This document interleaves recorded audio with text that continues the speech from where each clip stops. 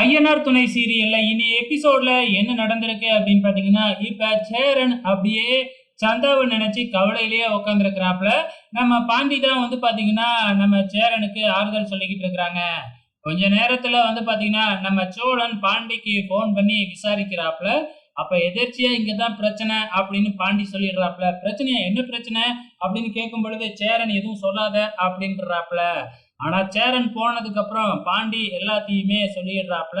இப்ப சோழனுக்கு உண்மை எல்லாமே தெரிஞ்சிருச்சு இல்லையா? நான் வரட்டுமா அப்படின்னு கேட்கும்போதே, இல்ல இல்ல எந்த பிரச்சனையும் இல்ல, ஏதாச்சும் ஒண்ணா நான் சொல்றேன் அப்படின்னு சொல்லிடுறாப்புல.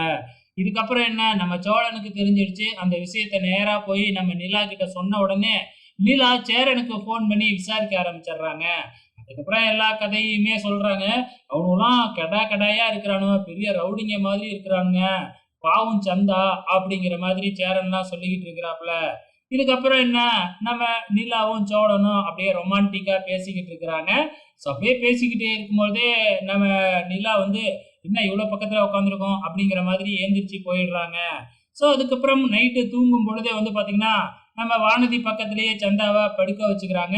சந்தாவுக்கு தமிழ் தெரியாது அப்படிங்கிற மாதிரி நினைச்சுக்கிட்டு நம்ம வானதி பாண்டியனுக்கு ஃபோன் பண்ணி ரொமான்ஸ் பண்ண ஆரம்பிக்கிறாங்க. முத்தம் கொடு, ஐ லவ் யூ சொல்லு அப்படி இப்படின்னு சொல்ல, அது நம்ம சந்தாவுக்கு கேட்டு சிரிப்பு வந்துருது. நம்ம வானதிக்கு ஒரே வெக்கமா போயிடுச்சு, கூச்சமா போயிடுச்சு. அப்படியே இன்னி எபிசோட முடிச்சுட்டாங்க.